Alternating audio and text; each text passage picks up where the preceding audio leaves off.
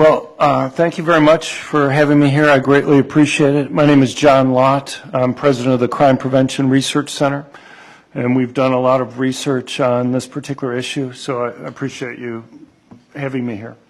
Yes. So, let's see.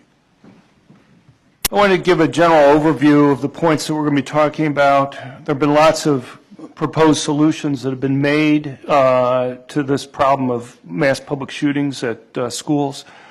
People have raised issues from gun control to mental health to limiting the number of openings at schools, metal detectors, police and or school resource officers, and allowing teachers and staff to carry. We've already heard from Dr. May addressing some of these points and the questions from the legislators here. So I just will try to go through these things quickly. If you take some of the gun control proposals, these are just some of the ones that have been raised by the students at Stoneman Douglas High School, I guess in operation with the Michael Bloomberg's Everytown. One thing has been to ban semi-automatic weapons that fire high-velocity rounds. You know, there'll be a focus on AR-15s or on military-style weapons. I think the key word there is style. We have lots of semi-automatic guns. The ones that have been focused on are ones based on how they look on the outside rather than how they function. I think it would make a lot more logical sense if we were to talk about banning all semi-automatic guns rather than ones based on how they look, banning them on how they function if that's what you're going to do. But there are costs with regard to this. One of the differences is if you're going to be banning semi-automatic weapons, you're basically saying people can only use manually loaded weapons where people would have to go and load a gun after each bullet's been fired to manually reload it. The problem with that is that civilians benefit mightily from being able to have semi-automatic guns. If people are using guns defensively, they may not have the luxury of time to be able to go and manually reload the gun if they're facing some type of threat. Another argument that was made was with regard to national registration of guns. You know, in theory, I'm not even sure how this is related to school shootings, so I won't spend much time on it. But the claim is that this helps solve crime generally. You know, in theory, if somebody leaves a gun at the crime scene and it's registered to the person who committed the crime, then you could go and trace it back to the individual who committed the crime. Problem is that crime guns are very rarely left at the crime scene. And the few times that they are left at the crime scene, they're left there because the attacker has been either killed or seriously wounded. And the few times that they're there, they're not registered, and when they were registered, they're not registered to the person who committed the crime. And we have data going back to Hawaii from 1960. We have other places in the country.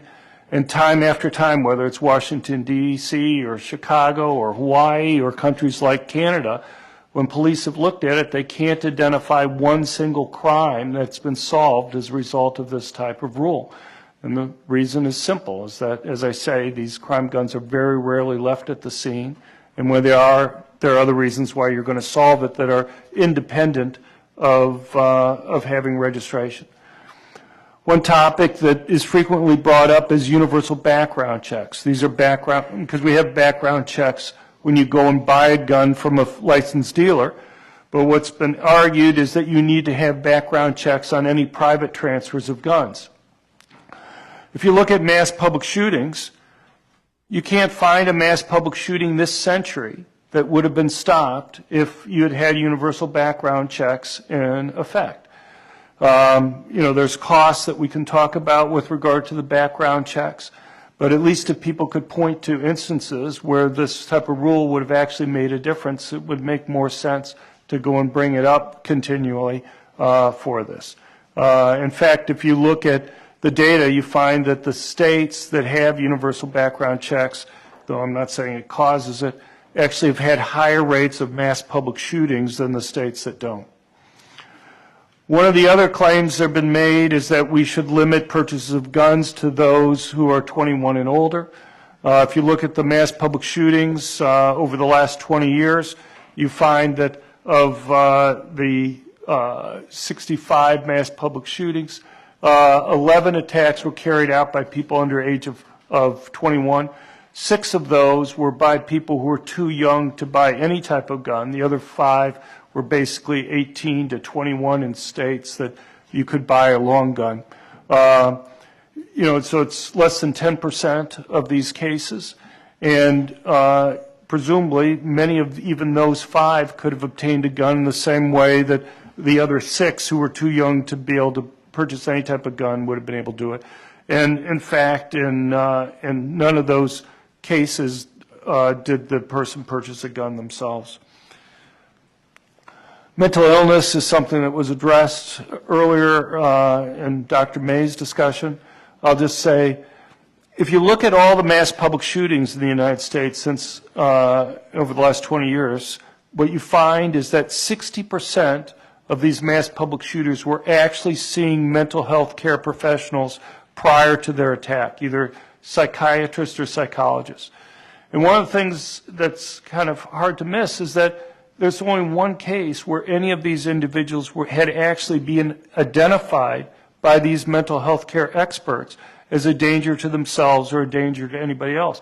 Some of these individuals have actually been seeing people who would be recognized as some of the top experts in the country. The Santa Barbara shooter, for example, was seeing the head of psychiatry at Children's Hospital in Los Angeles, an internationally recognized expert. He was seeing 2 other psychiatrists at the same time. And yet neither he nor any of the other 2 that were seeing him identified that individual as a danger to others. And if you look at the academic literature on this, what you find is that there's a large academic literature that talks about the inability for experts to identify these individuals who are troubled and likely to engage in violence. And there's several reasons for that. One is, you talk about schizophrenics. There are probably about 2.5 million schizophrenics in the country. And if you look at even people who have any symptoms of schizophrenia who have engaged in these types of attacks, you're only talking about a tiny fraction of even these mass public shootings where you have something like that. So you have a very tiny group of people, which makes it hard to identify them. And in general, people who have mental health issues tend to be less violent on average than the general population, and they also tend to be more likely victims of violent crime than the general population. And those are just some of the reasons why mental health care experts have had a difficulty in identifying those individuals. So there may be lots of good reasons to spend more resources on mental health type issues. I'm sure I can list some, and I'm sure many others can list them, but you have to have some realistic expectations about what will be the payoff in terms of stopping these types of attacks. One thing that's interesting is that when you listen to the discussion after these attacks, people will read into things that they have observed prior to the attacks, what they think that they should have noticed. And it's much easier to do Monday morning quarterbacking. Things that might have appeared normal or what have you take on greater significance there, and it's just something to keep in mind when you're doing this.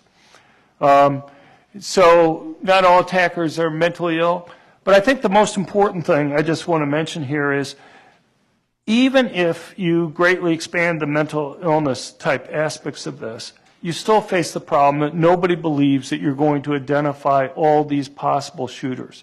And so the question becomes then, what's your backup plan for those that you're not going to be able to identify?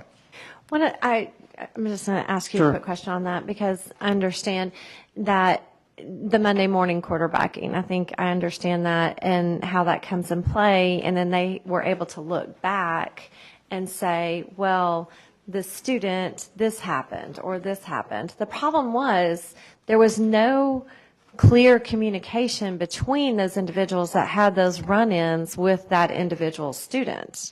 So there was no way to say, to have an assessment to look at it. And we have technology to where we could say, actually, well, on this date, this happened, or on this happened with this student, to identify that student as an at-risk student and And well, oh, it happened to you. Well, what happened? I mean, it was like conversations after the fact that occurred.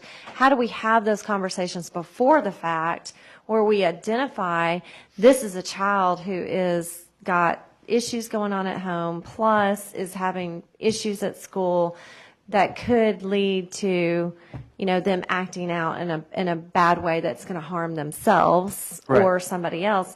But using technology to identify that and have a clear communication with the people that are engaged in that person's life. Sure. I think that's where I find there is technology that we need to be able to understand and utilize more. Look, I'm in favor of using that technology just in general, because there's some reason why the kid you mentioned may have been missing third period all the time. And maybe we can do something to go and help them out, even if it's nothing that's ever going to be resulting in a school shooting. So there's clear benefits for doing that type of thing, completely independent of this. Yes. What I'm just trying to do is give people kind of realistic expectations about these things. Obviously, you're going to have something like the Parkland student, which had, or a former student, that had just a huge number of red flags that were there, 38 calls to the home for violence things by the police, other violence incidents that had occurred at school, other types of things that had happened in the community that were there, but that's an extremely rare and unusual type of event. So, the reason why I mentioned the mental health care professionals who had actually zeroed in and we're talking to these people and we're counseling these individuals. Here you have somebody who would be, in theory, focusing in on all these aspects of these individuals and just how hard, even for people who are professionally trained, even people, some of them who are considered national or international experts who are dealing with these people, how difficult it's been for them prior to these attacks to actually identify these individuals as being a problem. And so, as I just to emphasize, I think it's a great program just to have in general. Yes. I mean, there's no reason why kids should be falling through the cracks because, they're afraid to go to a class because of bullying that's there. I mean, that affects their ability to graduate. It affects their ability to go and function later in life.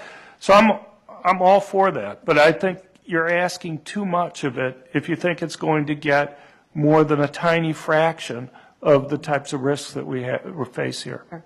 Go ahead. Thank you. So one of the other things that's been brought up in the governor's report, Dr. May was talking about, deals with police and armed school resource officers. And just to make it clear, I think police are extremely important in fighting crime generally. And they can help sometimes. Just this year, we've had a couple instances in Maryland and Illinois where mass public shootings were stopped by having an armed school resource officer there at the school. I suppose people could point to Parkland as an example where it didn't work, but obviously it did help in some of those circumstances. The problem that you face, I think, is that these people who are in uniform or identified as the armed individuals to stop this have an extremely difficult job. I can point to you time after time where if an attack occurs, they are going to be the first person killed. Having somebody in uniform there or somebody who's readily identified as the one person that has a gun is like putting the person there with a neon sign that says, go and shoot me first, because they know, if these killers know if they kill that person first, they're going to have essentially free reign to go and attack other people there at the venue. And so,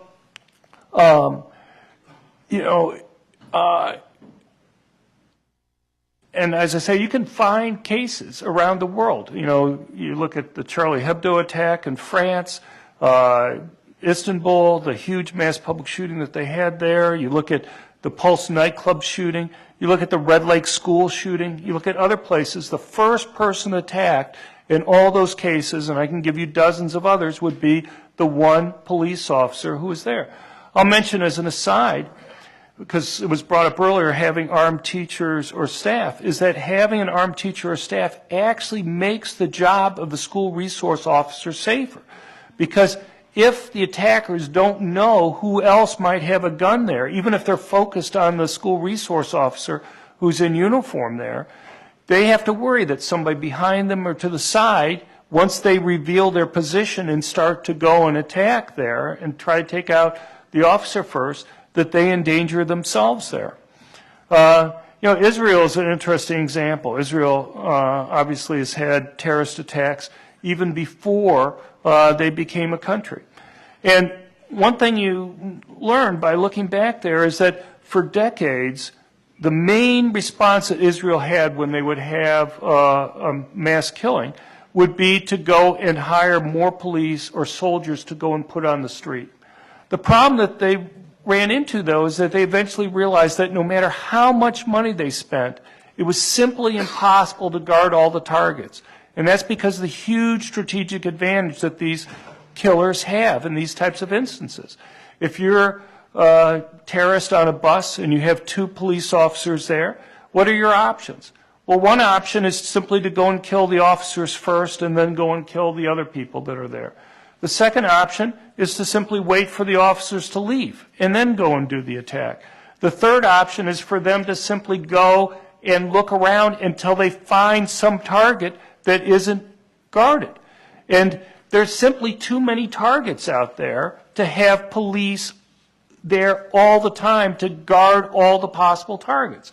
And so what Israel did in 1974 was to move away from that model to go and deal with the attacks solely, to start allowing civilians to be able to go and carry concealed handguns, because they also learned, for the point I made earlier, that it made the jobs of the police and the soldiers out there safer, because if you only had one police officer on a bus and the terrorist was thinking about killing them, they'd have to worry that there might be a civilian behind them who has carrying a concealed handgun that they don't know is there, that would shoot them as soon as they started to go and kill the police officer.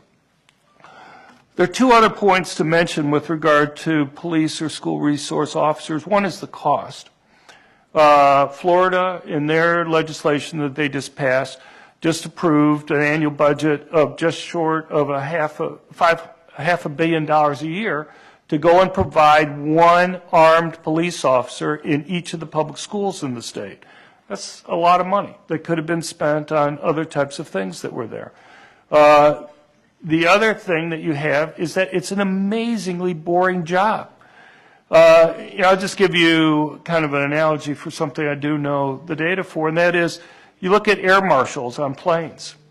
You have a turnover rate of about 50% every 5 months for air marshals. You're just sitting there, flying back and forth across the country or the world. You can't sleep, you can't read something, you have to pay attention the whole time, can't watch a movie.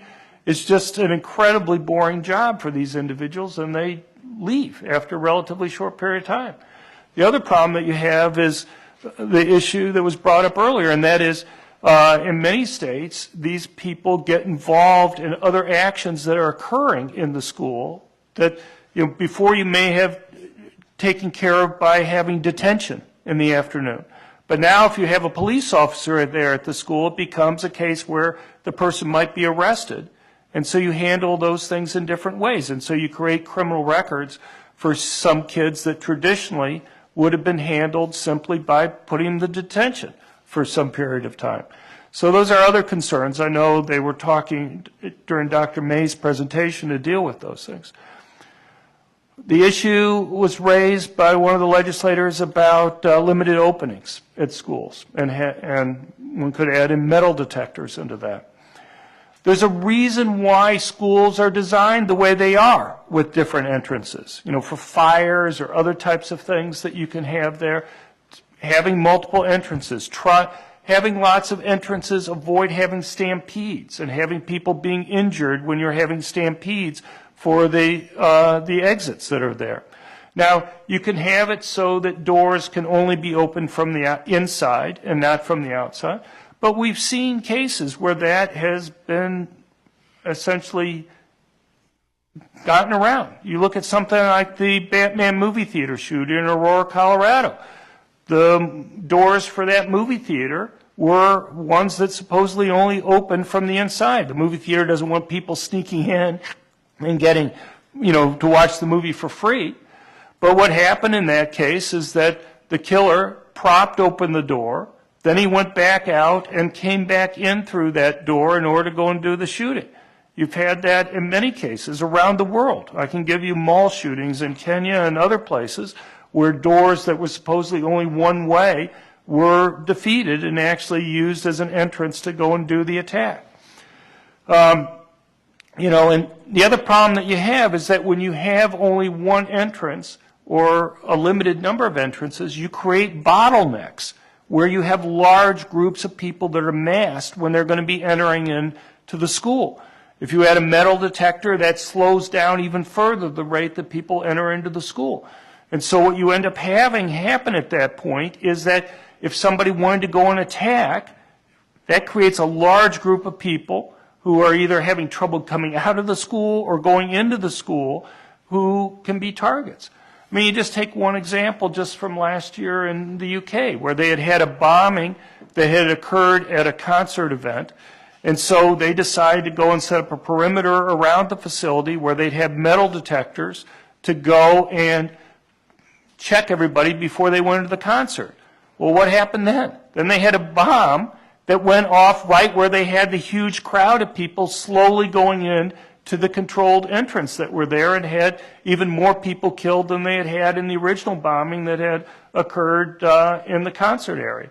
So, you can have kind of unintended consequences that can happen from these types of security things that you can have set up.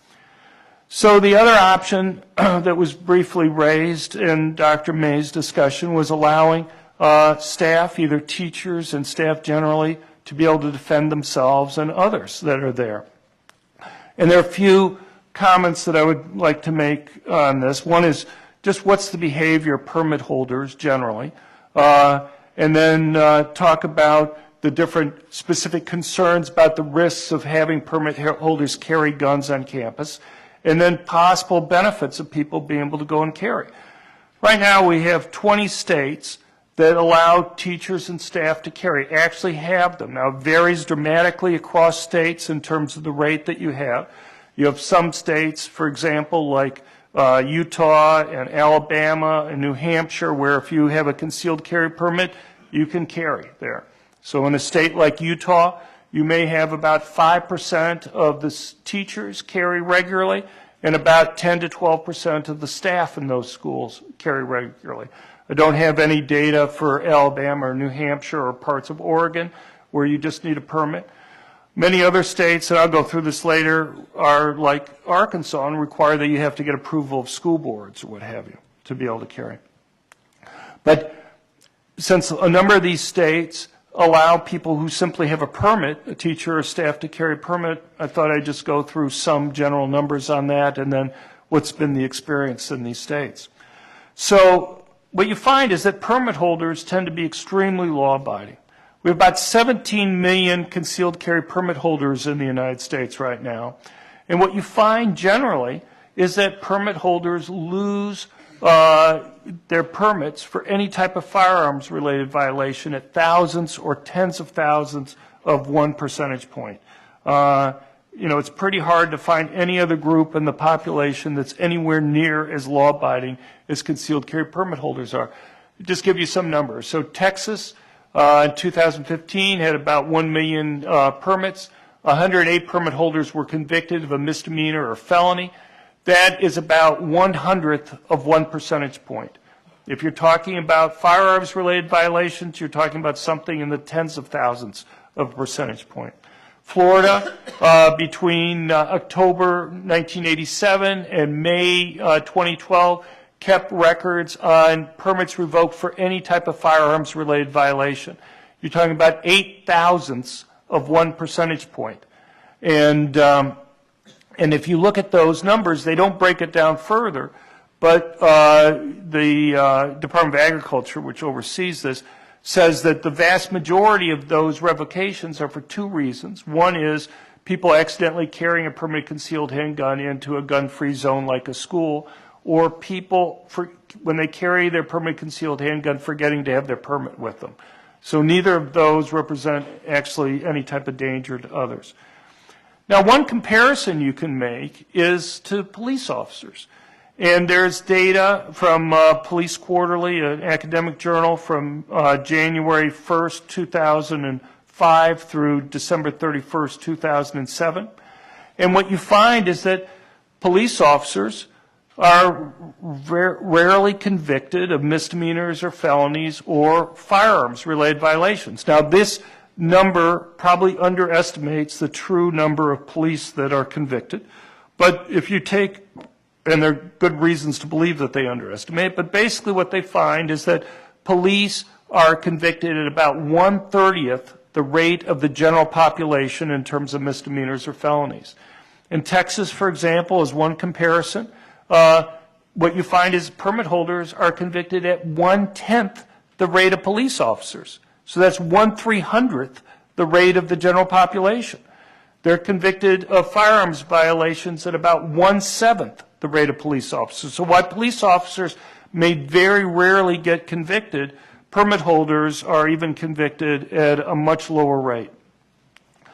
So what's been the experience in these 20 states that currently have teachers and staff carrying? And it varies, as I say, a lot. You know, Texas has about 200 school districts.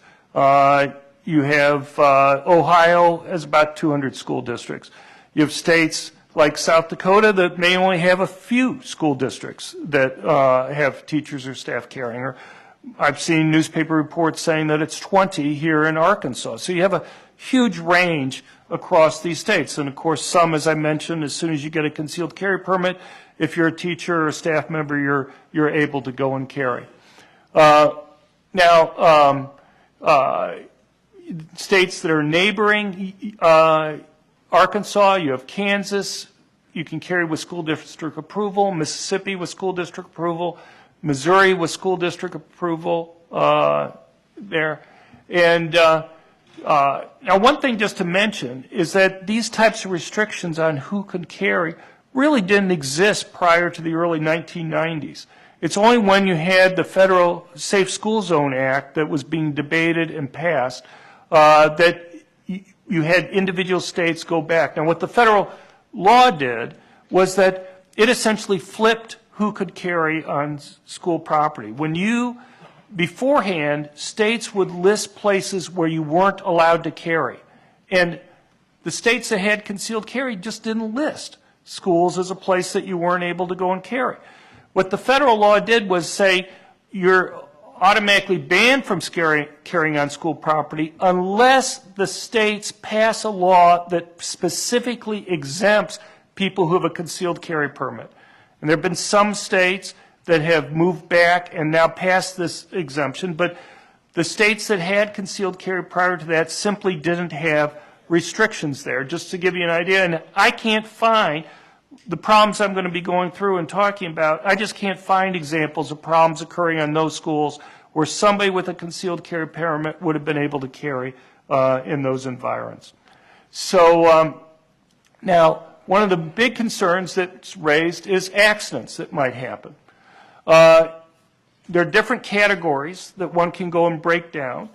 The one that should be most concerning as a possibility is if you have teachers or staff who are carrying during school hours who discharge a gun.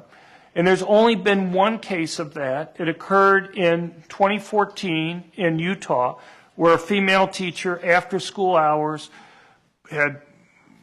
was handling her gun in a restroom stall and fatally shot the toilet that was there. But that's been the only instance of something like that. There have been other cases that have occurred of discharges on school property, but 3 of those have involved firearms training classes. And it's kind of a completely different animal. You know, some places, when school's not in session, use schools for concealed carry, permit firearms training classes or others. And one of the problems that you have there is that when people are handling guns, you have a higher rate of problems being likely to occur. And that's not something that's really comparable to schools, though the media when they cover these things, like the recent California case, don't differentiate whether this was a firearms training class or whether this was kind of normal school behavior. And there are 3 of those, and I've listed those that I've been able to find. And then you have discharges by police that occur. I'm going to skip the university stuff here. So what are the risks of having concealed carry on school property? The normal things that you see are if a mass shooting occurs, that you'll accidentally shoot a bystander. Another concern is that when the police arrive, they'll accidentally shoot the teacher or the staff member who has the gun. If you listen to the CNN town hall that occurred after Parkland, Senator Rubio, when he was asked about teachers carrying, said he was strongly against it because he had talked to family members of his who were teachers, and the one concern that they had is, let's say the teacher stops the attack, what happens when the police arrive and they would shoot the teacher by accident? These are all possibilities of things that might happen, okay? And if you look at much of the gun control debate often involves possibilities of things that might happen. But we don't have to guess here. We can go and look at cases and see what actually happens. I have in bold there at the bottom, I have a tiny URL that has a list of mass public shootings that have been stopped by concealed carry permit holders in many different venues, from universities and malls and other places. And the interesting thing is that when you actually go through these cases, I can't find one single instance where either of those 2 concerns have occurred. And there are dozens of cases that are listed there. There's not one case when a permit holder is stopping a mass public shooting where they accidentally shoot a bystander. And there's not one case where the police officer accidentally shoots the permit holder. So while these things are possible, it seems like there'd be a much greater concern and weight should be given to them if we could actually go and point to cases where these types of concerns have actually been exhibited and occurred.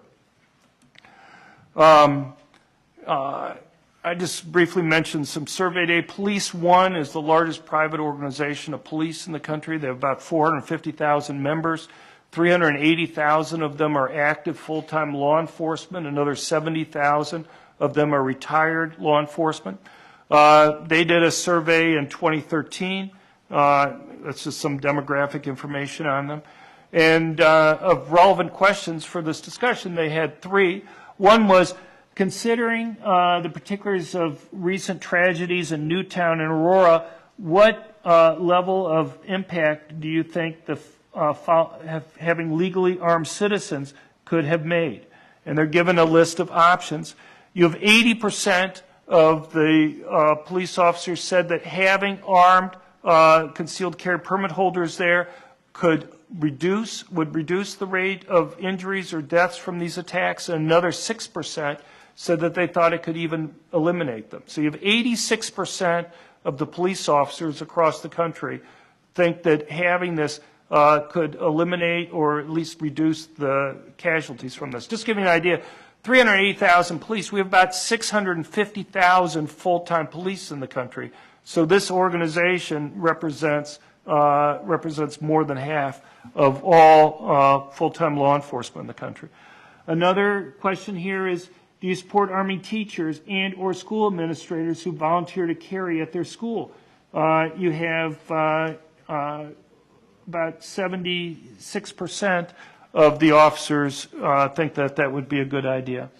And since we're talking about all sorts of different proposals here, another question that they ask is, what would help most in preventing these large-scale shootings in public?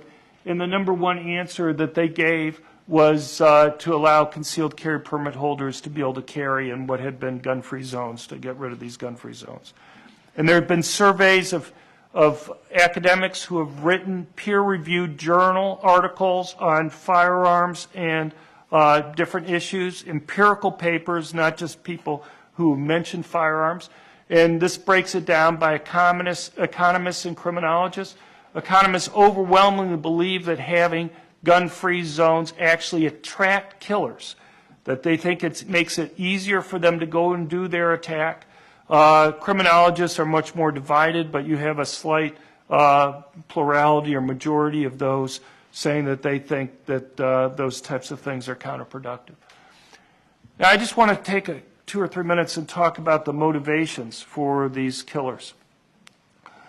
You know, people talk about earlier about bullying and stuff, and you'll find a few cases of that with regard to schools, but there's so many other things. You know, people are upset about girls not going out with them, or they have some other grudge that occurs there, or they're just depressed about life in general. It has nothing to do with the school.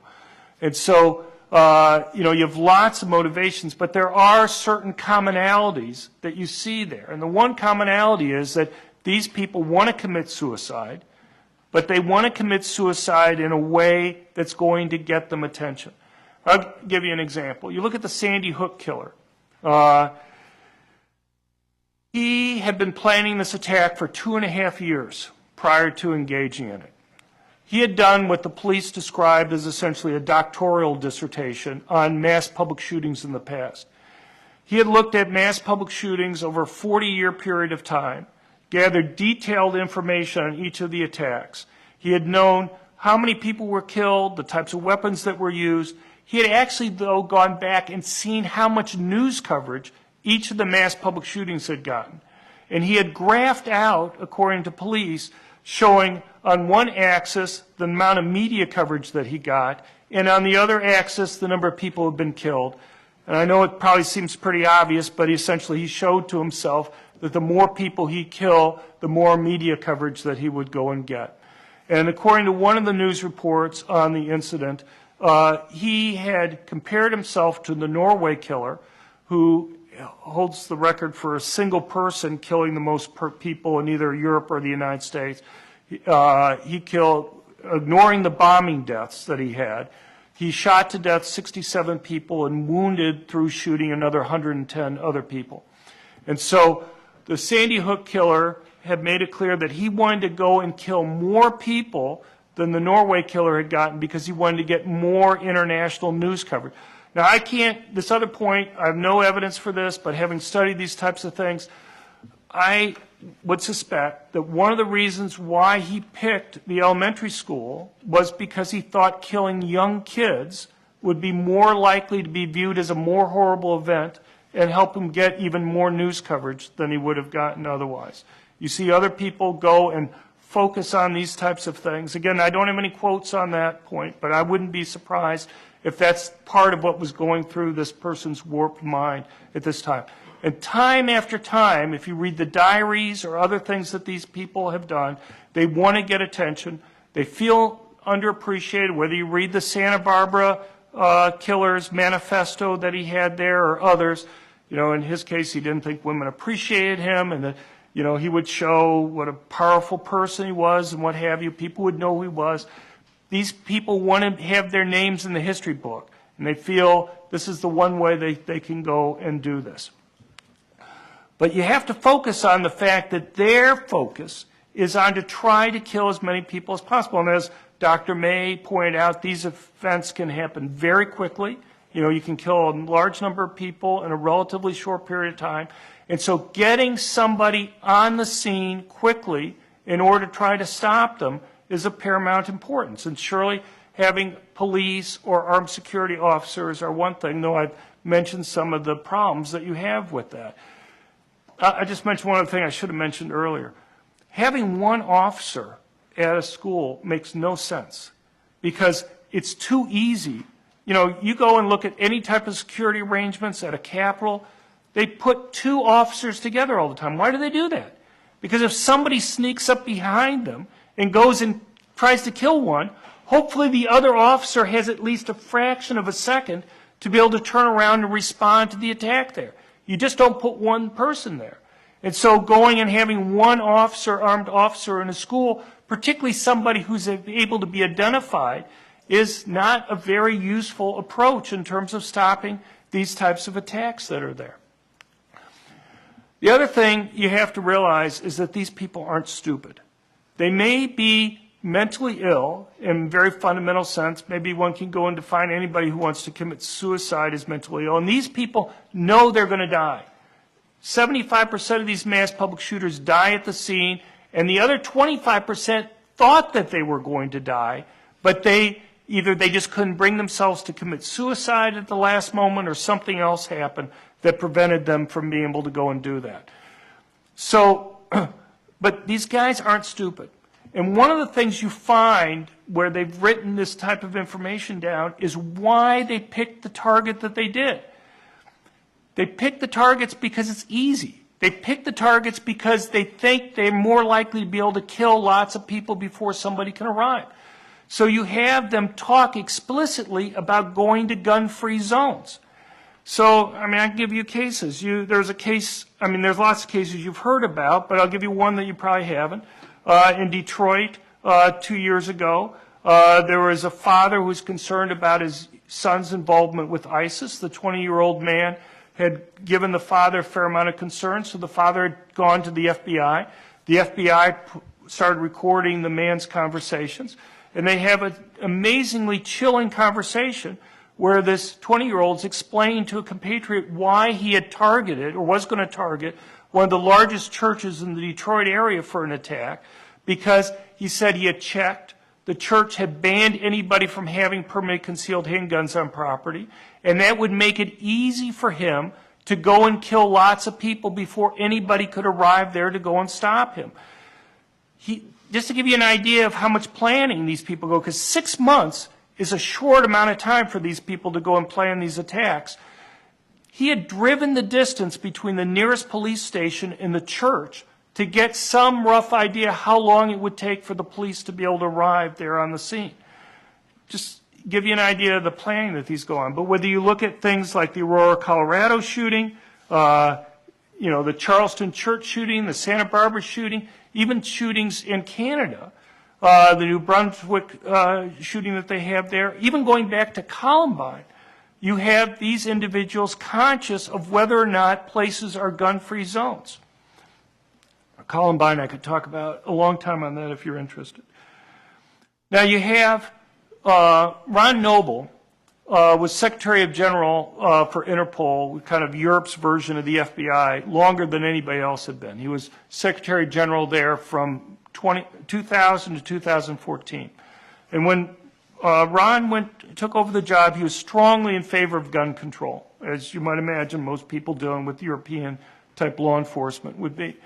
But he said one thing that he had learned is that it's pretty much impossible to have these gun-free zones.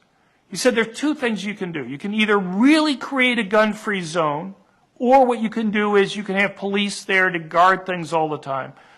Though he would refer to the Israeli experience that I'd already mentioned to you earlier. And he said the one thing he learned is that when these killers target a place, and they spend 6 months or 2 years or 2.5 years studying this, it's basically impossible to really create a gun-free zone. They're going to find some way to get weapons into the area. And what you've accomplished then is making sure then that the only person that has the weapon is the person who's doing the killing. That all of his victims are going to be disarmed there and not going to be able to go and defend themselves. And I've looked at mass public shootings around the world. I can go and talk about this. I've done research on mass public shootings, published papers with Bill Landis at the University of Chicago and others, and I can give you lots of data. I don't know, I can go on, but I think there are a few basic points that we have to have here. One is that a lot of the strategies that we talked about might make some difference, but you always have to ask yourself the question, what's your backup plan if you're not able to identify these individuals to begin with? And if you're going to have armed people there, what are the costs and benefits? What is the difficulty that you have for having a readily identifiable armed officer that's there? These guys are heroes. They do heroic jobs. But to have one person there, particularly, or even two at a school, is asking these individuals to do amazing things that we shouldn't have to ask anybody to have to accomplish. Thank you. All right, Senator Cooper, you're recognized. Thank you. Thank you, Madam Chair. Have you done any research as to how private industry handles security and that could be incorporated into this, because in many respects there's overlap in security. Security is security. And it struck me as you were talking about the external doors, for instance, telephone industry, which I came from, alarms everything. There's hundreds of alarms coming out of every building. And even the door alarms have remote access, and just because you have a door, an external door locked, doesn't mean that it's a fire hazard, because it can still be alarmed and it can still be monitored. And my personal opinion is it's a lot cheaper to monitor things with a limited staff in a remote location than it is to put multiple people in every building. So schools often have multiple buildings, but that doesn't mean that they can't be monitored and alarmed.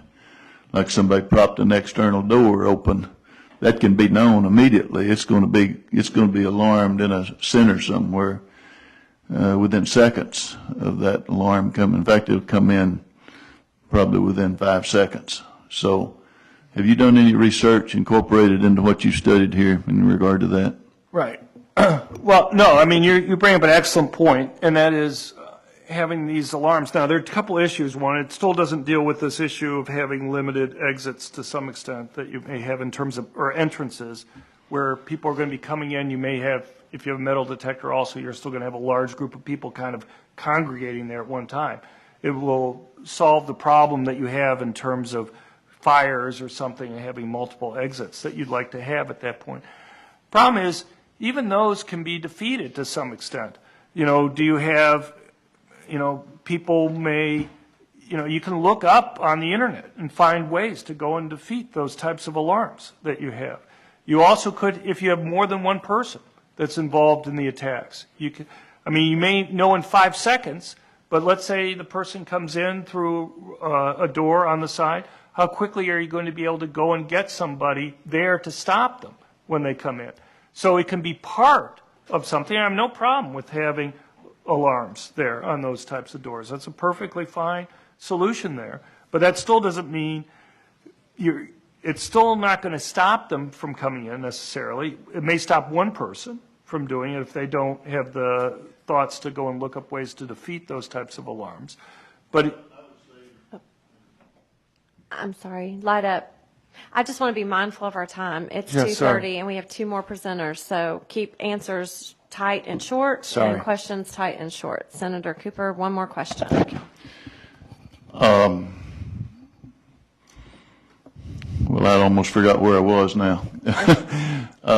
But in regard to defeating the alarms, I would say in regard to that, the ones that we had in telephone offices were not like your residential alarm where you send a code which can be defeated with another code machine, and probably anybody that's going to be a shooter would know how to do that anyway. But those were all enclosed in conduit, and they have no access, and the only access is right there at the door, which is already internal. So I would say even for somebody that pretty well knew what they were doing, they would raise a lot of alarm by just the very function of defeating that alarm. So I think there's some cheaper ways of doing this than maybe well, what's things being like considered. Is it kind of a radio wave that goes and sends off to let you know that we're having a technological problem right here? No, It it's sounds me. like- Just because I want to be able to ask questions Sure. and have answers. So it depends on the device, but even if it can't stop them all, you know, you still have this issue of 2 people, and you still have the issue of what do you do if somebody still gets through the door. Thank you. All right, one question, folks, and then because we have a lot of folks moving on. Representative Hammer. Thank you, Madam Chair. To your left, up here on the back row, right here by the post. Thank you. I guess the one question I'd want to ask then is, you mentioned Israel a while ago, been to Israel. You can't move from corner to corner without seeing somebody armed. because Israel's taken such a strong proactive approach to dealing with guns, educating their populations about gun, almost make it required, although not, but strongly encouraged to. Do you think, is there any research to show that if we were to get more proactive dealing with our kids in schools, I grew up in the 60s where we had the guns and the gun racks and things were better. So what research have you done to show that if we got more proactive about teaching our kids in school and school-age kids about guns and gun safety so that they wouldn't be as afraid, would that have any impact on the discussion today? I have no problem with educating people. I mean, it's kind of we're not going to be having the young people have guns themselves, I assume, in school to carry, and so it's, what? I'm not implying that. Yeah, no, so, obviously training and things like that's valuable. I can go and point to some cases, like there was a high school shooting in Oregon that because the kid understood how the gun functioned, he was able to time his approach to the killer there and be able to go and stop them. There are other cases that you can give like that. So, I mean, there are benefits from having knowledge as opposed to not having it, I'm sure. Thank you, Madam Chair. Thank you. Senator Elliott. Thank you, Madam Chair. In the interest of following your asking us to ask one question, I'll just say this real quickly and have a question, but to Mr. Lott. The comment about SROs being amazingly boring jobs, I think that's a function of something that has to do with how that person is made a part of the whole school climate culture. That doesn't have to be, which leads me to my question of, you gave us a litany of things that seem to make sense perhaps, but you caution us about.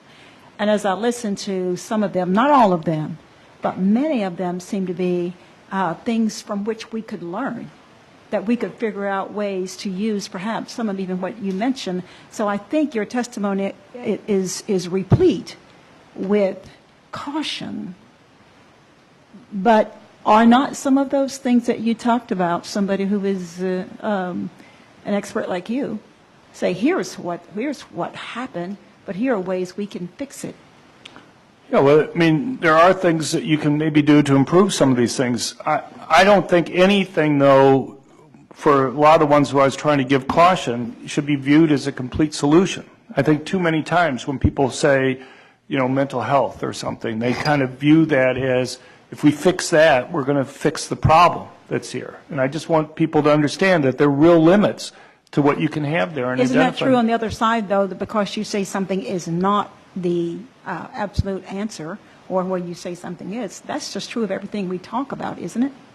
That's not anything unique, is it? Well, I mean, there are matters of degree here. So what I tried to point out, for example, the chair was mentioning, the technology to go and identify people. I think that's valuable anyway to do it. But, I was trying to give an idea of magnitudes here too. So if you're talking about mental health, and I go and I tell you that 60% of these mass public shooters were actually seeing a psychiatrist or psychologist beforehand, and over the last 2 decades, you only had one person that was identified as a danger to anybody that was there of all these types of people. It at least tells you that 60% that we're seeing somebody, despite professional training that was there, and some of these guys being some of the top experts in the world, you can't put too much of your eggs in that basket because you're going to miss a lot. Yeah, no, I understand. Yeah, there's really no silver bullet. Right. Right. Okay. Yeah. Thank you, Senator Elliott. Representative Gray. Thank you, Madam Chair. Dr. Lott, over here to the other side of the room at the top. Oh, okay. Sorry. So, quick question. Your comments or your research that one resource officer in a school would not be sufficient, that it's always better to have two. So, if you follow that logic, or I'm having a hard time following that logic, some clarification from you. So, what's the number? So if we're talking about more of an armed presence in a on a school campus, in a school building, if we're talking about concealed carry educators or staff members carrying, what's the number? If one's not enough, is it 10? Is it 20? Is it if only one staff member in that building wants to carry and no one else does, it's not effective? What if one police officer is not enough, what's your number? Okay. I think it's a little bit different when we're talking about uniformed police officers or we're talking about teachers and staff. If you're only going to have one person carrying and that one person is a uniformed police officer, they have an amazingly difficult job because they'll be the first ones targeted because the killers will know once they kill them, they'll have free reign. I don't think you need to have that many people who are kind of not in uniform carry. I would have, if you have 4 or something like that, it depends on the size of the school a lot, but you want to have, partly, if it were me, I'd like to have signs in front of these schools that basically say, certain selective staff and teachers in these schools are carrying guns, concealed guns, for the protection of the students and themselves that are there. I think the signs alone would be worthwhile to be able to go and have there, rather than a sign that says this is a gun-free zone. But I think you want to have them so that they're spread out around the school. Again, that depends on how large the school is. So that if somebody were to attack in any different way, you'd be likely to have somebody that would be at least relatively close to that part of the building. Somebody who the killer can't identify before they start to go and do their attack. So it makes it risky for them. They don't know who they have to go after first. Thank you. Representative Baltz? He's right here.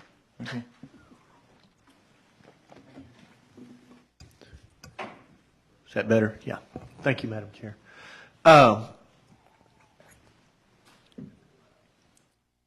The liability for a teacher or a staff member to carry, if they have to use deadly force, where does that come into play? And do they need to be affiliated with a law enforcement agency? They don't need to be affiliated with a law enforcement agency. Generally, they're not in any of the states that I see having this. As far as liability goes, it's interesting. We did a survey of schools in 6 states that have allowed teachers and staff to carry, and in none of those cases did the insurance costs for the schools go up. Kansas actually saw substantial reductions in their insurance bills as a result of allowing teachers and staff to be able to carry. One more quick one. Okay. Sticking to my rule. If a teacher has to use deadly force, and in the best case scenario, it's utter chaos when this is going on, and they hit an innocent student or someone that's not involved in this, and they even have to take the life of the person that's doing it, there seems to be a big liability there for them to be carrying and not be affiliated with a law enforcement agency, to me. Right. Well, I can just tell you, based on the experience, again, in the 6 states that we contacted schools that had teachers and staff carrying, none of them had seen an increase in insurance premiums as a result of doing that. And just as a general point, as I say, you can go through our list of mass public shootings that have been stopped by concealed carry permit holders, literally dozens of cases in recent years. And the type of concern that you raise about a permit holder who's stopping one of these attacks accidentally shooting a bystander, I'm not saying it's not possible. Surely any of these things are possible. But I'm just saying I can't identify one single case where the reasonable concern that you're raising has occurred. Thank you. And Representative Gray, last one. Just a quick follow-up. Yes, Thank you, go ahead. Madam Chair. So, Dr. Lott, thank you for your answer earlier. So just for clarification, instead of, so signs outside the schools saying that it's not a gun-free zone, that there are people on campus who are carrying guns, you think it'd be more effective whether there were guns in the building or not, at least to tell people. But so following that up, so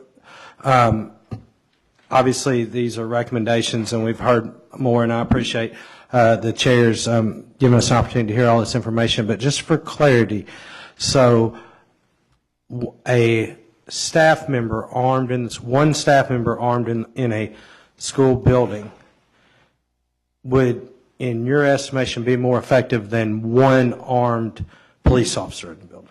That's right, because the police officer has the additional burden of being readily identified as the person who's armed.